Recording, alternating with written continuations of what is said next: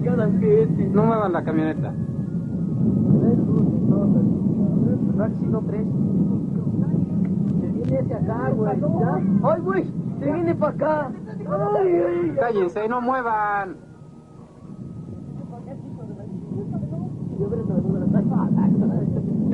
No muevan.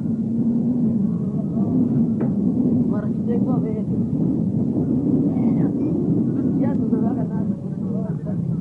No lo veo bien así. De forma de triángulo. Ahí dale. Ahí da la impresión que está detenido. Ahora sí está detenido. A ver, podemos ver.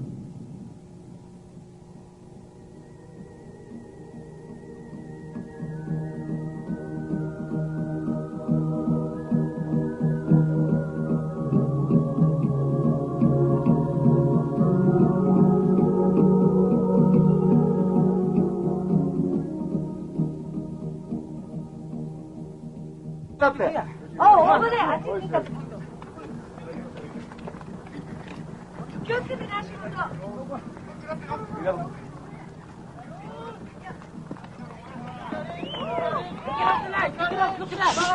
Look, mira. Aquí, ya. Así. Ah. Look at Take it off the left. You see?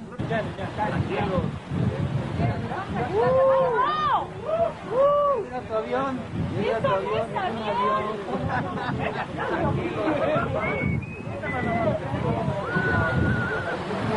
Ese es un avión, señores. Un avión no da la vuelta. Bueno, pues ya. Pero mira, se está regresando. Ahí se va a pagar. ¡No! ¡Ay, qué maravilla! ¡Se apagó! Lo tengo todavía. Todavía lo tengo. Ahí está, se está regresando. Grábalo bien, súmete todo. Ciérrate todo a él. Ya lo perdí.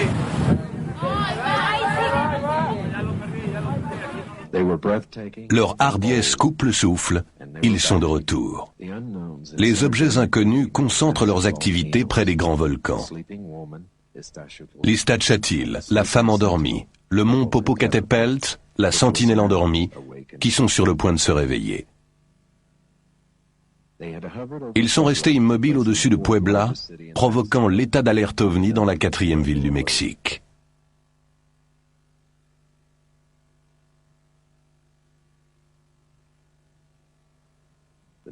Le spectacle aérien qui a lieu chaque nuit se déplace vers le nord-ouest, au-dessus de la plus grande agglomération urbaine du monde, la ville de Mexico.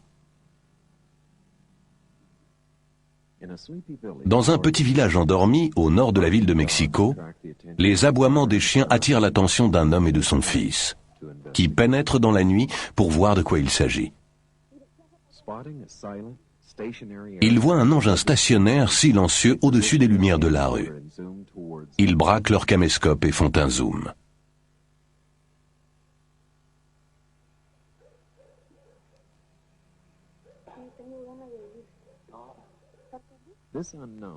Cet engin inconnu était différent de ceux qu'on avait vus jusque-là.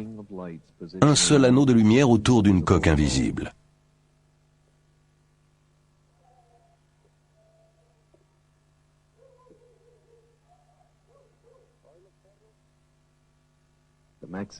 Les Mexicains commencent à prendre l'habitude de voir d'étranges objets au-dessus de leur ville. Comme cet engin bizarre pris en vidéo par Arturo Diez Solano à 10 heures, un jour du mois de mai 1992. Les deux images ont été projetées côte à côte sur un écran double pour pouvoir les comparer. S'agit-il d'images vidéo du même engin? Ou s'agit-il de deux objets similaires opérant dans la même zone? Chaque nouvelle séquence vidéo suscite plus de questions qu'elle n'apporte de réponses. Une fois encore, les objets inconnus attirent l'attention de la population de Mexico et des médias en intensifiant leur présence au-dessus de la ville de Mexico en juin 1992. Les observations enregistrées sur caméscope l'après-midi deviennent chose courante.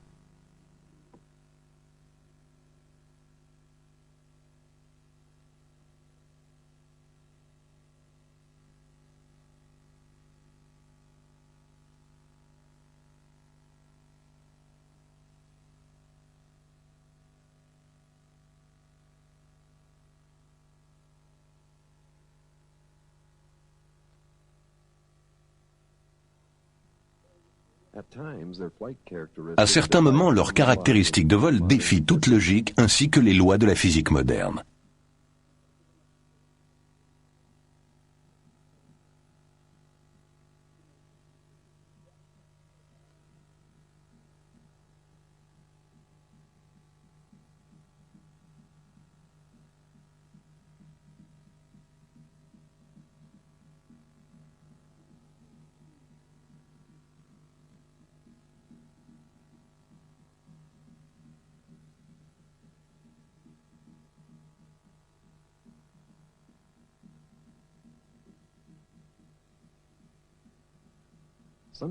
Parfois, ils se promènent tranquillement le long des corridors aériens au-dessus de cette immense métropole, montrant leurs prouesses aériennes comme s'il s'agissait d'un jeu de cache-cache parmi les nuages.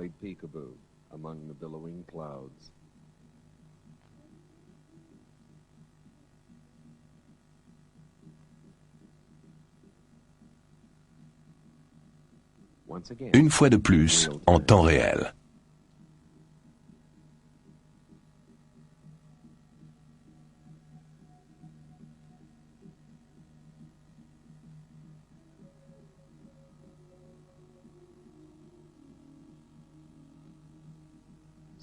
Parfois, ils descendent en rase-motte. On peut apercevoir le reflet du soleil de l'après-midi.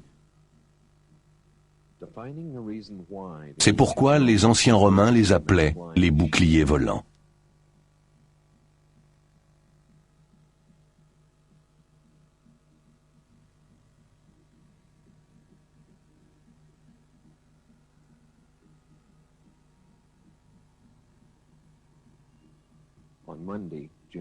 Le lundi 1er juin, cet objet volant non identifié, un ovni, traverse la vallée d'Ajusco, près des centrales électriques et des lignes haute tension.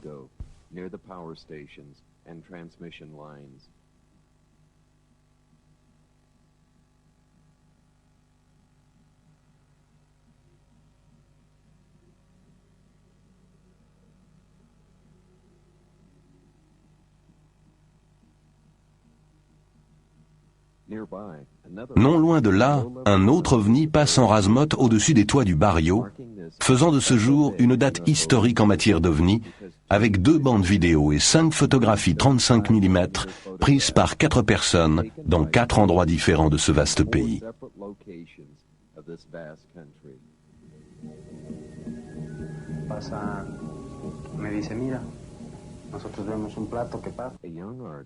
Un jeune artiste, Héctor Carranza, filme en 35 mm ces photographies très spectaculaires d'un objet en forme de disque.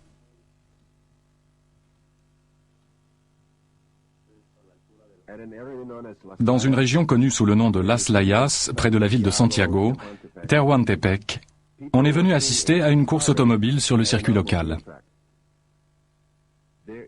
Dans le fond, des forêts. De nombreuses personnes ont vu et raconté avoir vu un disque argenté se dirigeant vers les arbres.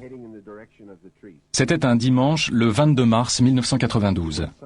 Et il y avait de nombreux témoins.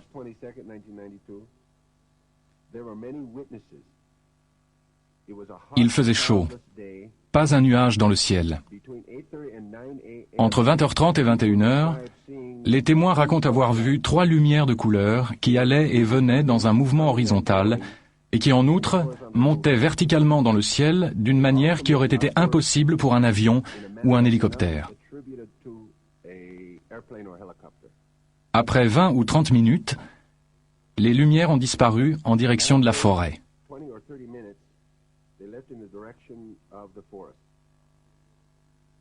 C'est ainsi que les ont décrites ceux qui regardaient à la jumelle, ce qui n'était pas mon cas.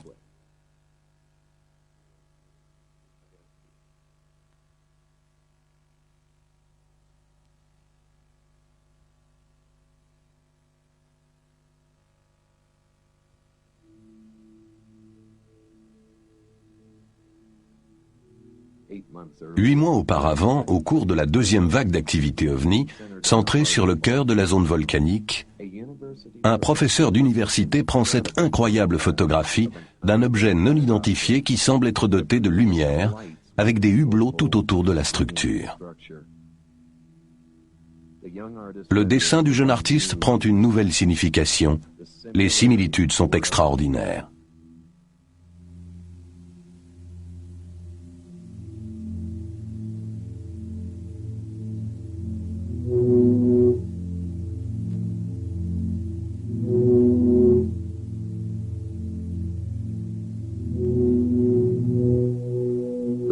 La deuxième photographie, celle de gauche, a été prise au même moment, dans la même région du Mexique.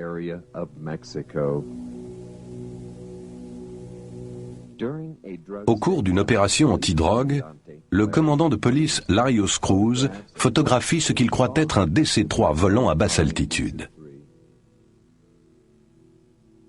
Prises à différentes dates, ces photographies d'objets apparemment solides réfutent les aberrations généralement attribuées aux observations d'OVNI.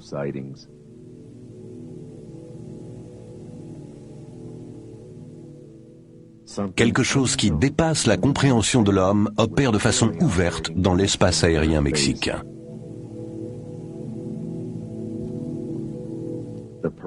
Ce défilé d'OVNI s'intensifie au-dessus de la ville de Mexico au cours du mois de juin 1992. Les habitants, encouragés par une presse sans préjugés et des programmes de radio et de télévision de grande écoute, scrutent le ciel de leur caméscope avec des résultats incroyables. Le 12 juin, un objet inconnu est repéré volant en direction du nord-est. Là encore, l'objet vole de façon très étrange, comme nous l'avons déjà vu. Il s'arrête net, se retourne et poursuit son chemin. De nouveaux groupes d'observateurs avec jumelles et caméscopes attendent dans l'angoisse le déroulement de cette extraordinaire histoire autour d'un homme très patient qui fournit énormément de séquences vidéos exceptionnelles.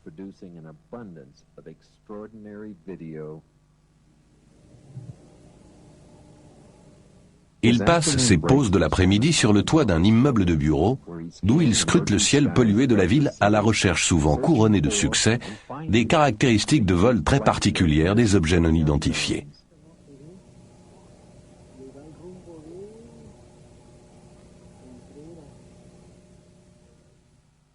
La vigilance et la bonne vue de Demetrio Feria vont être récompensées. Dès la fin juin, il a en main 9 bandes vidéo des objets non identifiés. Dans cet extrait tourné le 25 juin, l'objet non identifié semble tourner sur 90 degrés. Remarquez le dessus de l'objet qui passe du blanc au noir pendant son mouvement rapide dans le ciel nuageux.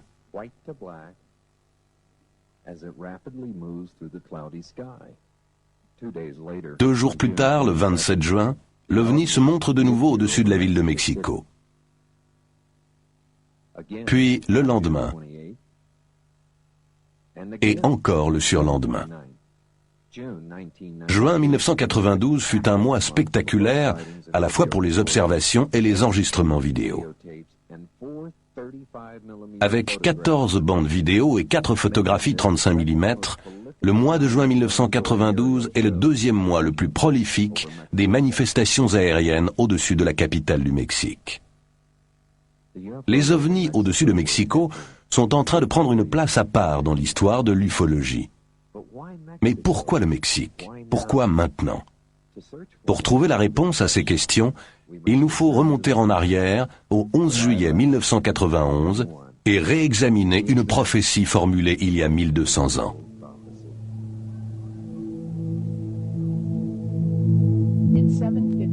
En l'an 755 de notre ère, les prêtres mayas nous léguèrent un message prophétique trouvé dans le Codex de Dresde, l'un des textes qui nous restent de la grande époque maya. La prophétie annonce qu'un nouveau soleil, un soleil tigre, naîtra le 11 juillet 1991. Ce soleil, qui pour les astronomes modernes est une éclipse de soleil, annoncera 2 événements qui changeront la vie de l'humanité. Des modifications de la Terre et une conscience cosmique résultant de rencontres avec les maîtres des étoiles.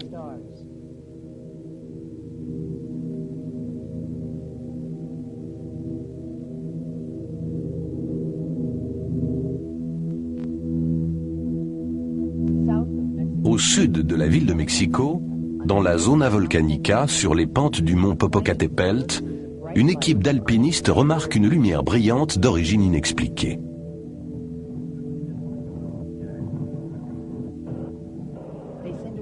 Ils envoient un message radio à leur camp de base. C'est la première observation de cette journée historique.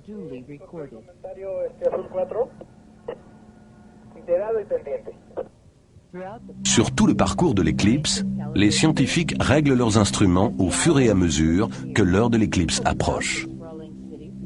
La population de cette immense ville se prépare pour cet événement cosmique, objet de la prophétie de leurs ancêtres.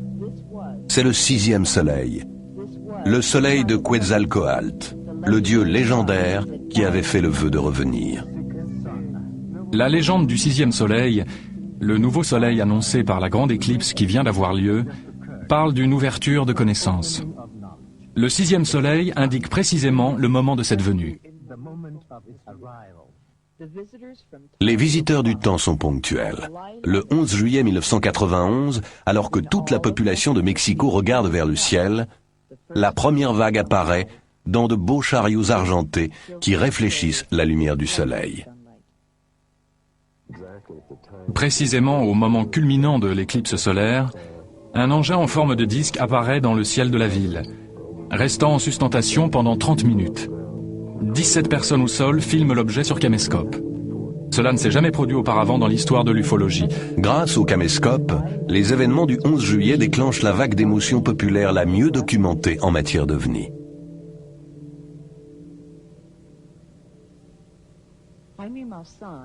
Jaime Maussan, l'un des journalistes les plus respectés de la télévision mexicaine, anime la version mexicaine de l'émission 60 minutes.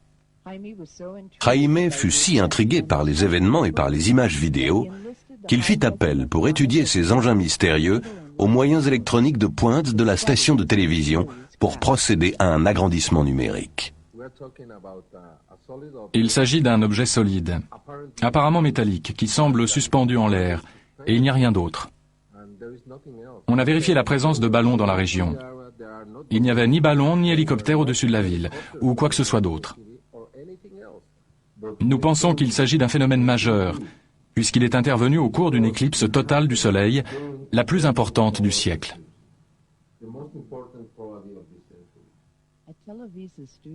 Dans les studios de la Televisa, on procède à une analyse comparative des 6 meilleures vidéos prises au cours de l'éclipse solaire.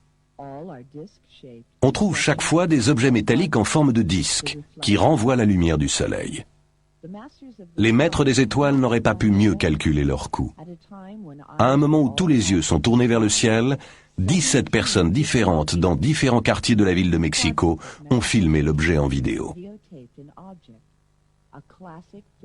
Une soucoupe volante classique suspendue en l'air, flotte, tourne peut-être sur elle-même. Dans la ville de Puebla, à 140 km au sud-est de la capitale, 3 bandes vidéo ont été tournées au cours de l'éclipse. Chacune possède ses propres caractéristiques. Dans cet extrait tourné par Rafael González, on aperçoit un vaisseau quittant l'écran à droite du soleil pendant l'éclipse.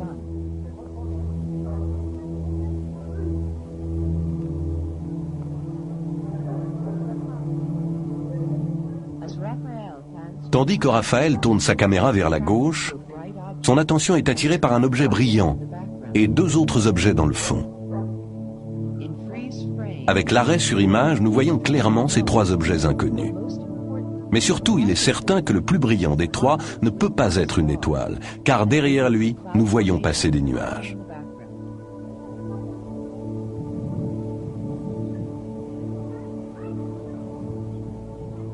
Pendant les applaudissements de la foule, le docteur Quatley tourne le 2e extrait de sa bande vidéo dans le ciel de Puebla. Encore une fois, les objets brillants semblent se situer devant le fond nuageux.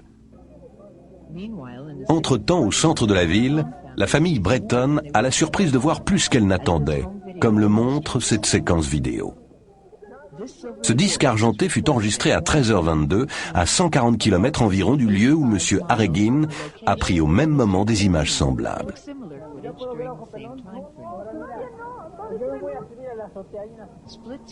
L'écran double permet la comparaison des images tournées par M. Harrigan dans la ville de Mexico et par M. Breton à Puebla. Les 2 engins sont de même dimension et de même forme.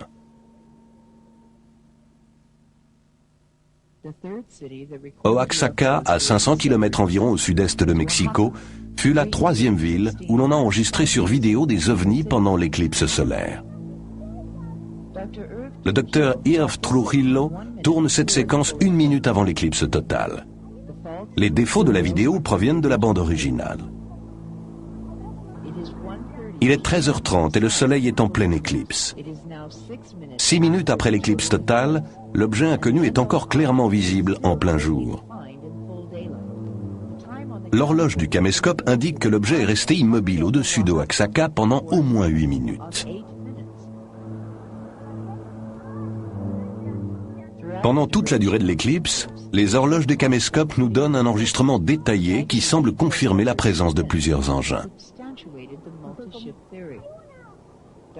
Le docteur Trujillo filme cette image au-dessus d'Oaxaca à 13h29, tandis qu'à 400 km au nord-ouest, au-dessus de Puebla, Rafael González enregistre ces images à 13h29.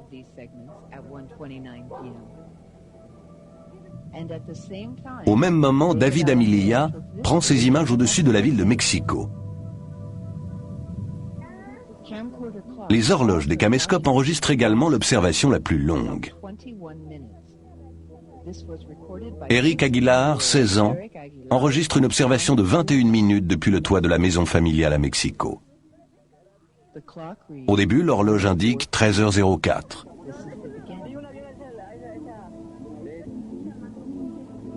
13h14. 13h17. 13h20 et 13h25 à la fin. Cela fait en tout 21 minutes pendant lesquelles l'OVNI reste visible. L'éclipse solaire ne dure que 6 minutes 54 secondes, ce qui signifie que l'objet est visible en plein soleil pendant 14 minutes, ce qui élimine la planète Vénus, explication avancée par certains.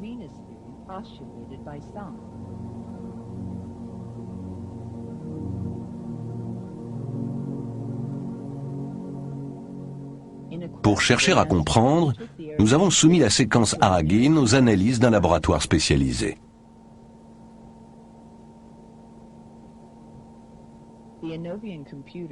L'ordinateur Inovian est un appareil très puissant conçu pour examiner les bandes vidéo à l'état brut.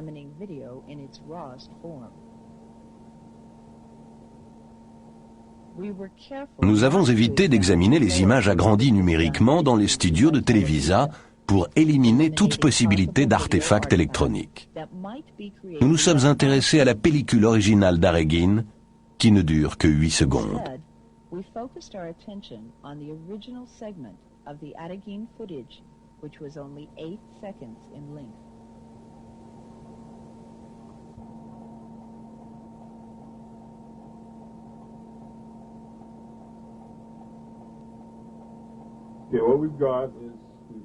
Bon alors, qu'est-ce que nous avons ici? Nous avons chargé la séquence Aragin dans l'Inovian PTS-3. Là-haut se trouvent 6 images prises sur la bande. Elles apparaissent ici en bas, agrandies 5 fois. Des images de 1 à 6 se trouvent ici en bas. Et comme nous sommes très loin de la caméra, prenons un de ceux-ci et faisons un zoom. Nous pouvons agrandir jusqu'à 8 fois. Nous faisons un zoom sur ce qui nous intéresse, et avec un clic, nous voyons l'agrandissement 8 fois.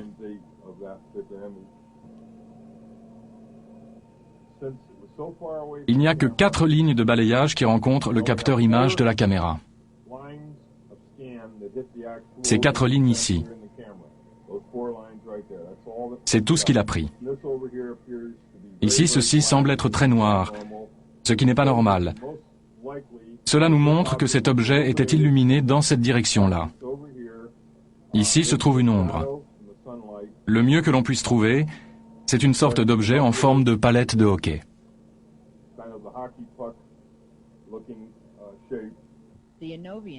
Ainsi, l'examen de ces images sur Inovian élimine la thèse de Vénus.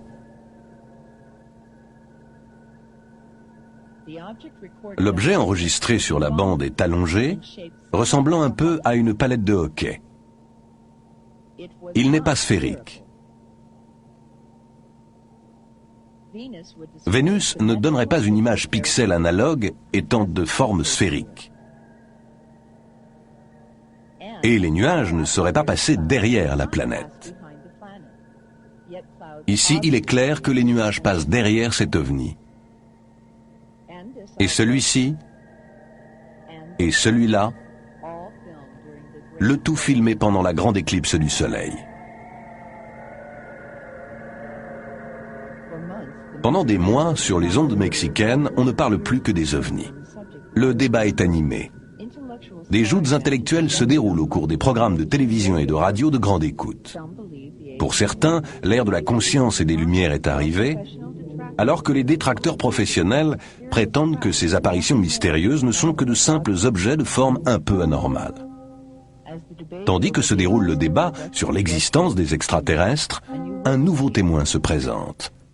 Un prêtre catholique, le père Manuel Ferrer, qui prend ces images vidéo au cours de l'éclipse du Soleil. Je pense qu'il y a de nombreuses possibilités. Je suis sorti pour photographier cet arbre contre la lumière. Et puis je vois cette lumière apparaître au-dessus de la montagne, là-bas. Ce n'est pas une lumière ordinaire. Elle est très bleue et très intense. Je n'ai jamais eu peur de ce genre de choses, bien au contraire. Ce que j'ai pu observer était merveilleux. Un jour, un philosophe a dit « Si Dieu se trouve en dehors de la vérité, je resterai du côté de la vérité. » Je pense donc qu'il n'y a aucune contradiction. À 160 km au sud, sur le plateau désertique proche de la ville d'Atlixco, on voit et on filme assez régulièrement des ovnis.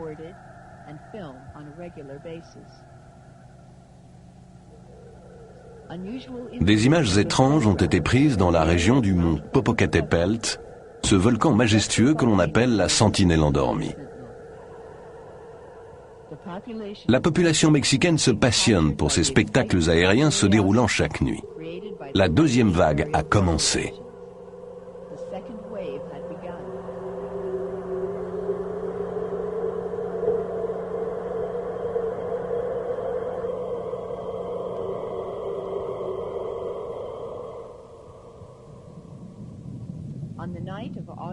La nuit du 1er août 1991, un dentiste d'Atlixco peut suivre un objet illuminé se déplacer silencieusement au-dessus de la ville. Après agrandissement, la séquence montre ce qui semble être une formation d'ovnis.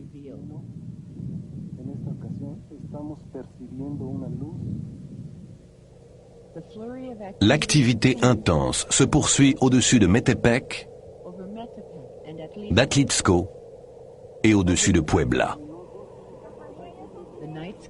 Le ciel nocturne de Puebla est devenu un point de ralliement pour les ovnis. Dans cette séquence spectaculaire, on voit deux objets en train de se rapprocher. Au même moment, deux autres objets arrivent. Il y a maintenant 4 objets inconnus qui semblent se regrouper.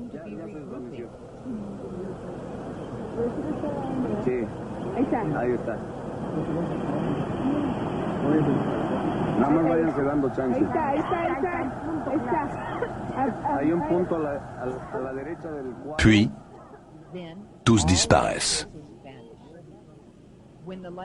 Lorsque le phénomène réapparaît, les 4 ovnis se retrouvent en formation serrée, accélèrent et prennent de l'altitude. Virant à gauche au-dessus d'Atlixco, ils disparaissent dans la nuit au-dessus de la zona volcanica, en direction de l'est, vers le golfe du Mexique. On signale de nombreuses observations dans l'état de Veracruz. Dans la ville de Poza Rica, une vingtaine d'écoliers décrivent artistiquement l'ovni qu'ils ont vu volant à basse altitude. Expérience confirmée par leurs professeurs. D'autres témoins aperçoivent d'étranges lumières. D'autres encore signalent la présence d'objets près du sol. Puis, les manifestations d'activité des ovnis prennent un tour inattendu. On voit dans les champs de canne à sucre des zones brûlées et aplaties.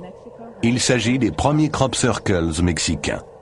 D'autres témoins signalent la présence d'objets étranges survolant les États de Tabasco, Hidalgo, Taxalca, Puebla, Mexico, District fédéral et Veracruz.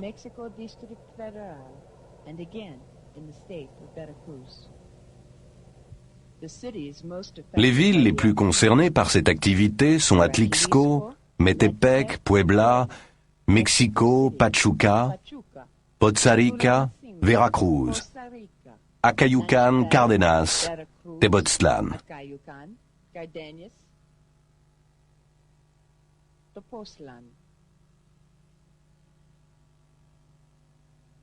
Des millions de personnes au centre du Mexique voient des objets volants non identifiés.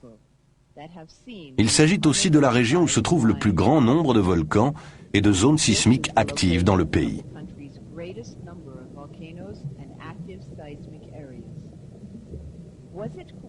S'agit-il d'une coïncidence que cette bande de territoire se trouve aussi sur le parcours de l'éclipse totale du Soleil du 11 juillet 1991 ?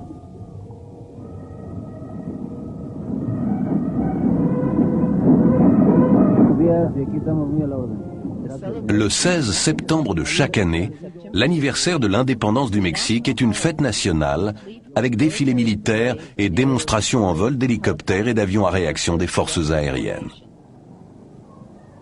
Alors qu'il filme tout cela au caméscope, Vicente Sanchez enregistre également la présence d'un objet non identifié de forme circulaire pénétrant dans la zone depuis la droite. Tandis que les 24 avions quittent la scène, l'OVNI commence à monter lentement dans les airs.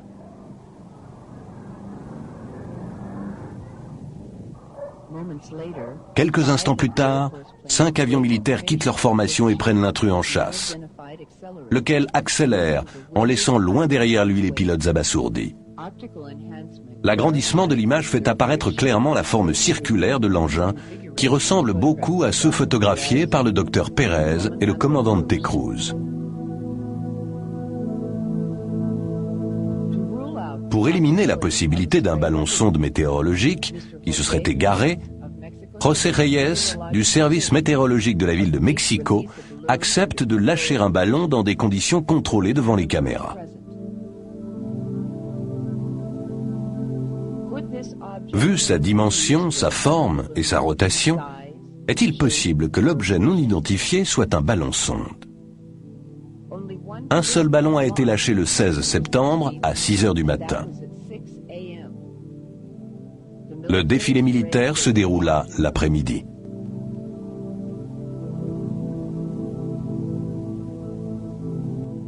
En septembre et en octobre, l'espace aérien du Mexique est de plus en plus encombré d'objets volants non identifiés, qui semblent étrangement attirés les uns vers les autres. En l'espace d'une semaine, montrant ce qu'ils savent faire, ils font des passages en rase-motte entre les tours de la plus grande ville du monde, de jour comme de nuit. Le 19 septembre, la station de télévision de Puebla, Super Channel 3, est submergée d'appels téléphoniques signalant la présence d'un objet au-dessus de la ville.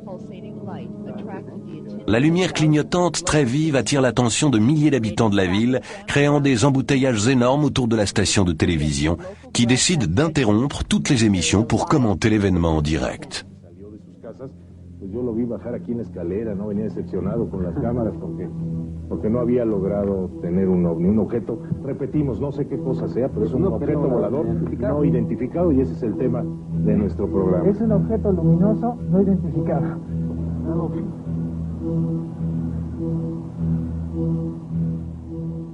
À partir du 2 novembre, il est possible d'enregistrer chaque nuit les vols des ovnis.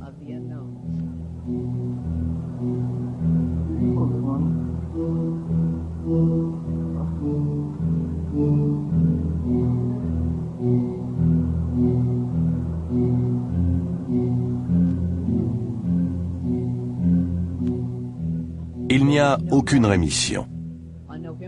Le 9 novembre, un objet non identifié est filmé en vidéo par un jeune étudiant, Ángel Cruz. Ce nouvel engin semble tourner sur son axe dans le sens contraire de celui des aiguilles d'une montre, tout en traversant tranquillement le ciel de la ville de Mexico avant de disparaître derrière un bâtiment d'habitation. L'objet ressemble à celui qui fut filmé au-dessus de Tepoztlán par Carlos Diaz.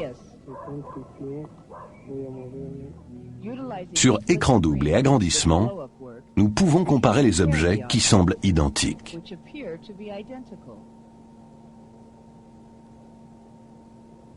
In late February, Vers la fin février, l'activité OVNI reprend dans la zone Volcanica, au-dessus des villes assiégées d'Atlixco et de Metepec.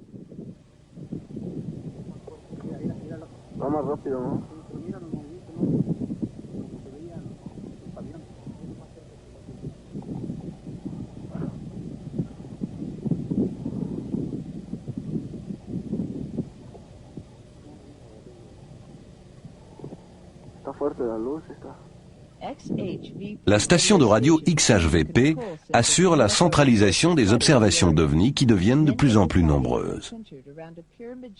Souvent, les observations proviennent des alentours d'une montagne en forme de pyramide, appelée Teteolotitla, le lieu cher au cœur des dieux.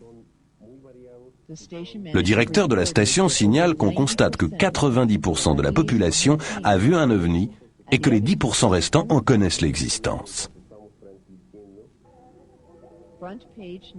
Il est fréquent que les observations d'OVNIs et les photographies fassent la une des journaux.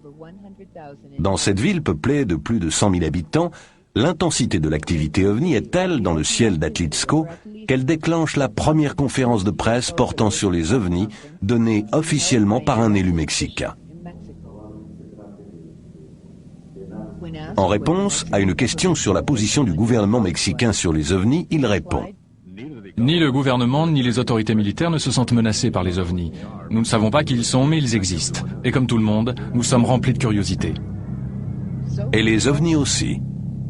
Ils semblent extraordinairement fascinés par les pylônes de transmission, comme on le voit dans cette séquence filmée par M. Del Calejo depuis le toit de son immeuble dominant la ville de Mexico.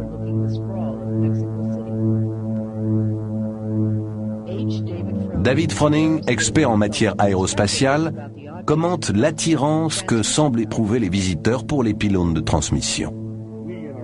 Nous, terriens, au cours de nos explorations planétaires, nous nous intéressons à tout ce qui concerne l'énergie émise.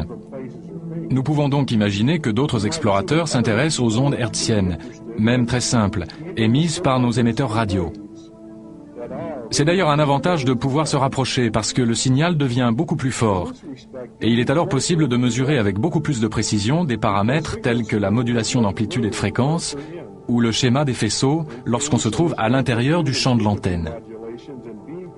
On peut donc imaginer que quelqu'un, quelque part, complète sa banque de données en matière de signature électromagnétique des émetteurs situés sur la planète Terre. Adding to their database of electromagnetic signatures from various emitters on planet Earth. Tandis qu'il suit les mouvements de l'objet autour du pylône de la station de radio, M. Del Calejo est encore en train d'enregistrer quand un avion de ligne apparaît.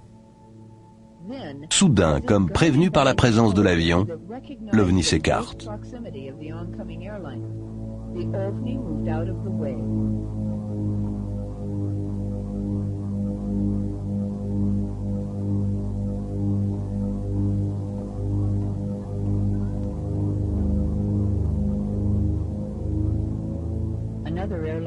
Un autre avion s'approche et l'OVNI s'écarte de nouveau.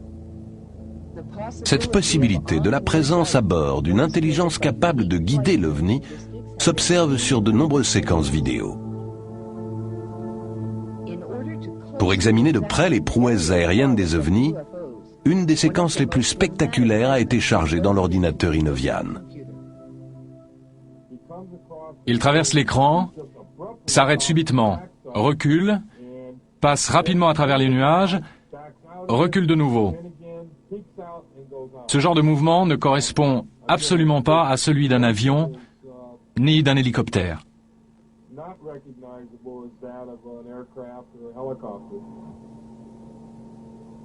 L'examen informatique fait ressortir un autre fait remarquable. Juste là, reculez. Quel est cet objet ici? Je ne sais pas, je ne l'ai pas encore regardé. On va faire un zoom et on verra. Bon Dieu, ça ressemble vraiment à une palette de hockey. Je crois que vous venez de découvrir un deuxième objet sur la même image. Revenez à l'image initiale et déplacez l'objet jusqu'à celui que nous venons d'examiner. Passez à l'objet en dessous.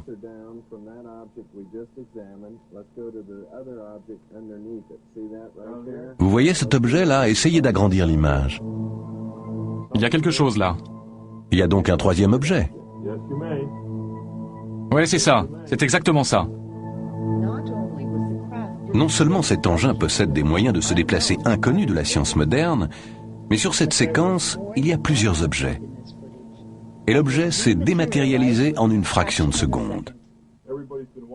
Tout le monde l'a suivi en train de jouer à cache-cache dans les nuages. Et personne n'a remarqué ce qu'il y a ici en bas, alors qu'il s'agit certainement d'un autre objet. Là où se trouve le curseur. Vous voyez comme il brille? Dans ce plan-là. Passons encore un plan, encore un, encore un. La luminosité change et l'objet disparaît au cours d'un seul plan. En 1/60e de seconde, il change d'intensité. Regardez, maintenant il s'éteint.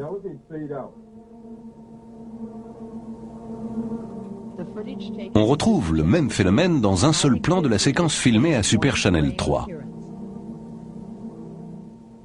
Lorsqu'on examine de près d'autres vidéos où l'on voit les pylônes de transmission, on découvre une autre anomalie très surprenante. Quelque chose là aussi apparaît et disparaît en 1/30e de seconde. On effectue les comparaisons entre l'OVNI à droite au-dessus de la tour et l'objet qui apparaît près du pylône. À notre étonnement, l'agrandissement numérique fait apparaître des similitudes entre les deux images en matière d'ombré et de pixels.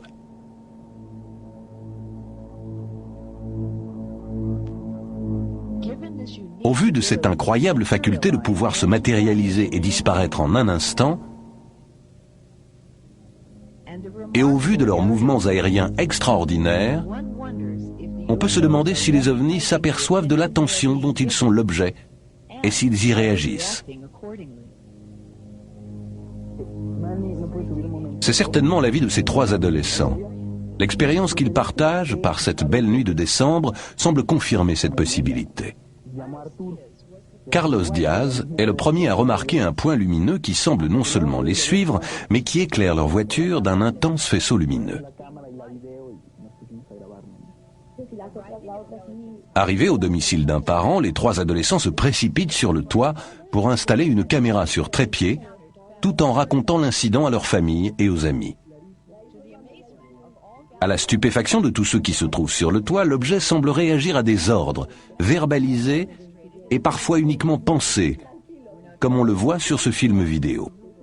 Ainsi, lorsqu'Arturo demande à l'objet de tourner autour de deux étoiles signalées ici par les flèches rouges, l'objet s'exécute, et pas seulement une seule fois, mais à de nombreuses reprises. La réaction du public face à toute cette activité est résumée par quelqu'un qui a vu et filmé les ovnis, le docteur Rosas. Il est certain que les gens n'ont pas peur. L'aspect des ovnis ne les inquiète pas. Au fond, l'idée d'une vie extraterrestre et de la réalité des ovnis, c'est quelque chose qui leur donne de l'espoir. Quelqu'un d'autre estime que les ovnis ne nous veulent pas de mal.